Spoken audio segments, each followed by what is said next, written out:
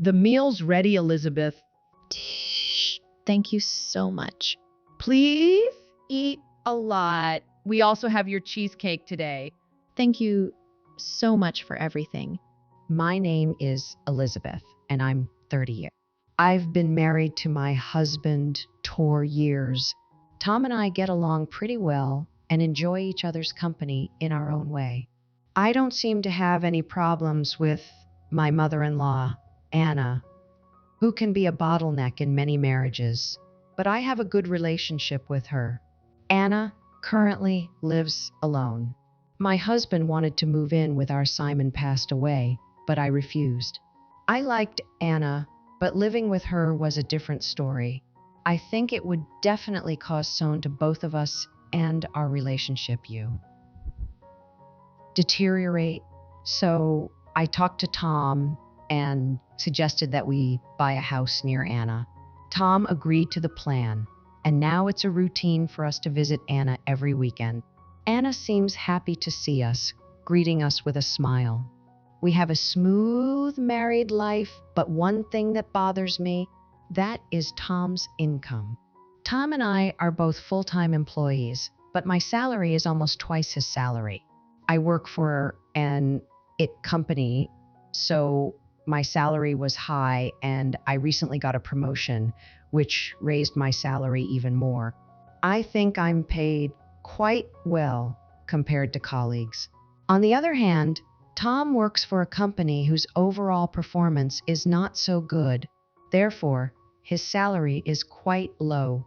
Tom doesn't spend much money and is frugal, so I can't say there's a problem. But I still feel a little uneasy thinking about having a child in the future. But Tom works very hard every day. It's difficult for me to talk to him about things.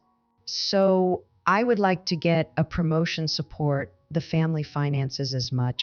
One day, I finished work earlier than usual and arrived home in the evening. As I unlocked the door and entered, I heard Tom talking on the phone. Someone. I usually try not to interfere, but somewhat suspicious, so I tried not obvious and eavesdropped to his coney quietly. Then I heard Tom having this conversation with his friend. Don't worry, Elizabeth doesn't know. I checked my savings and there's some money saved up now. It's going well with the person you introduced me to, Mom. Yeah. Now I just have to decide when I'm going to ask her for a divorce. I couldn't believe my ears. Savings? Divorce? What the hell is Tom saying? And who is the person that was intro him? The person at the end of the phone is probably Anna. What have they planned? Suddenly, my mind went blank. I quietly left the house and went to a cafe to calm myself down. Tom was talking about divorcing me. Did that mean that the person he was introduced to was another woman? And what did he mean by savings?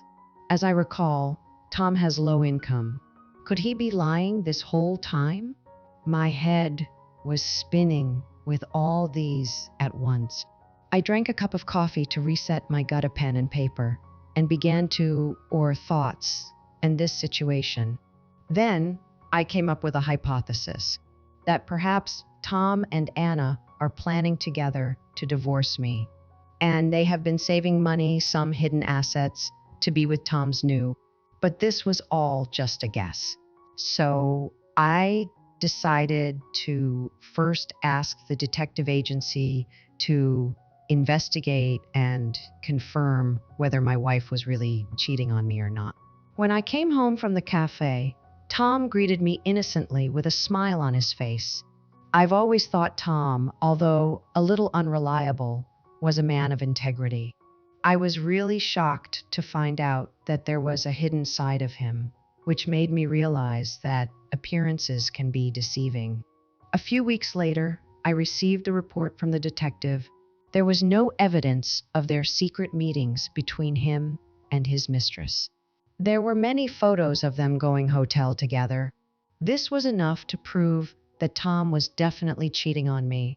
Next, I found out about the savings been hiding from me. It was very difficult to find this. Firstly, as far as I could see Tom's pay slips, there's not much more he can make savings from. Then a thought came over me. What if he was showing me false pays whole time? Could Tom be the one forging his pay show them to me? But Tom isn't that smart enough to pay slips. If so, then Anna must be the one who did that. I had to get some kind of evidence cost. As usual, Tom and I visited Anna over the weekend, but this time she was behaving strangely. She was obviously not the same as she had been in the past. Elizabeth, will you cook for us today? You know, I always cook for you. I wish that you try to cook on you more. Oh, okay. You're the wife, and a wife must be who should be doing most of the work. I was surprised by Anna's sudden change of attitude, but it was true that until then, she had always done everything on her own without asking for my help. So it was completely fine for me to. I cooked several dishes using ingredients that were available at Anna's house. However, even when I put them on the table, Anna didn't want to eat them at all. Anna, are you not going to eat? Then, Anna started to throw away into the trash. What are you doing? I can't eat this horrible food. With that, Anna got out cup noodles and started preparing them herself. Eating this is zero much better. I glanced at Tom, but he was ignoring what was happening. I see, so that's what it's all about. Tom and Anna were working together to help me and get me to admit that I was divorced. After that, Anna continued to bully me.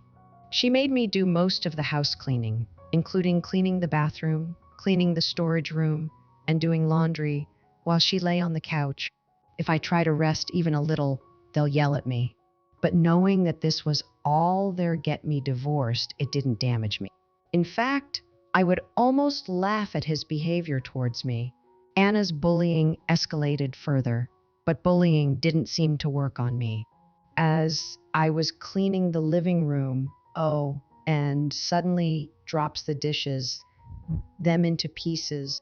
Oh, I'm sorry, Elizabeth. Can you clean up here too? She says as she smirks at me. Maybe Anna thought that she could finally make me hate him, honestly. I was impressed that she was willing to sacrifice her own dishes. Anna, are you injured? Anna instantly became grumpy upon hearing those words. She was probably angry that her bullying didn't work on me once again. Eventually, Anna's bullying became messy. You're so annoying. You're always moving too efficiently. You should try to be more useless. Why are you so obedient? I'm struggling to hold back my laughter at this point. I was enjoying the situation, but Anna finally crossed a line that shouldn't be crossed. On this particular day, I washed dishes after finishing dinner at a friend's house. Then Anna came up to me and said, "You've given me too much water." She slapped my cheek. I immediately slapped her back as I could with my soapy hand. With that, Anna fell down on the spot. Tom rushes toward her saying, "What doing?" I ignored him and left Anna's house. I returned home and Tom came after me. Hey! What the hell were you thinking? Lay hands on my mom. It was Anna who laid her hands on me. That's because you did something wrong, right? How can you say that? Anna just lost her temper on her own. I can't do this anymore. I'm saying that I can't stay married to someone who is violent towards my mom. Oh, I see. So you're saying that you divorce? Yes, right? Fine. Let's get a divorce. I said that and took out the divorce from the drawer. What is your name? Where are you from? How old are you? Why did you choose to study at our university? You already had the divorce papers. I knew that this was going to happen. But more importantly, if we're going to discuss the divorce, can you have over here too? Mom, has nothing to do with this. The reason for the divorce is because of Anna, right? Besides, if we're getting a divorce, we should inform her properly. Tom reluctantly agreed and invited to our house. A little while later, Anna came over. Anna glared at me as she held her writ. Ignoring her glare, I continued to, So, you really want a divorce? Yeah, I don't mind having the divorce. I filled out my part and handed it in to Avji. When Tom finished filling in his form, he grinned as he and Anna looked at each other. Wait a minute, we're not done yet. We still have to talk about alimony and property division. Tom and Anna looks at me blankly. Alimony? What are you talking about? Alimony for what? For this. Saying that, I put the photos of Tom's affair, which I got out with the divorce papers, on the table. This is a test. Tom and Anna turned pale at once. You were having an affair, weren't you? No. This is different. There's no way that you can cover up being photographed entering a hotel with your mistress. I'm sure that I can get alimony for, right? No way. And I know that you've been secretly mine. Tom and Anna's eyes widened in surprise. You really thought you could get away with falsifying your pay slips. What are you talking about? But I know you, Tom. You can't do this thing. So, Anna, you cooperated, right? What? There's no way that I would do such a thing. Well, if you want to be honest, that's completely fine. But if you don't confess, the truth will sue you for fraud. Anna looks like she couldn't stop Svi from all the anxiousness. Don't accuse people for something you don't have proof of. Then they'll show me your due-tos and I'll know for sure at once. Tom's face turned even paler. Then finally, I said something that would make Tom confess in the end. If you try to hide it, you will be responsible for all the damages and you'll have to pay your share of the property. Tom finally confessed everything. He had helped him falsify his pay slips and had made savings in his own personal account. When I asked him why he did it, he replied with a response that showed me Tom had always felt inferior about that. I had higher income than him. But when he discussed this with Anna, she apparently advised him to divorce me because I had a higher income. Anna suggested that Tom should let me pay more of the bills. In parallel, Tom was secretly making savings on the side, and when he had enough money, he planned to leave me for good. It seems that Anna has been holding a grudge against me for a while because she refused to live with her sister, and now she wants to take me down with this strategy. So, these people who were victimizing themselves were trying to trick me. After I found this out, I concluded that there was no need to do them. I immediately hired a lawyer and demanded alimony from Tom and his mistress. I also had them disclose Tom's hidden assets and share a substantial amount with me. He also paid me half the value of the car in exchange for me leaving. In the end, Tom ran out of savings from paying me money. And it seems like Tom's mistress had no idea about having to pay alimony. So she got angry and abandoned her husband. Since this happened as a result of Anna's advice, Tom and his mother's relationship with Anna C. and Tom stopped returning to Arlington. And I also told their neighbors about the incident. So all the neighbors now think of her as a bad person, and people have stopped talking to her, and she is isolated. And I had reported Tom's affair to his workplace. The company is a small company with few employees, and now Tom is ashamed because of the cold shoulder getting from everyone because of his. It's really a nice feeling to get back to them like this. I, on the other hand, am now single and have the opportunity to buy a tower condo. I am now enjoying my days in a comfortable, spacious, and luxurious room. Recently, I also got a boyfriend. I'm going to enjoy my love life as well.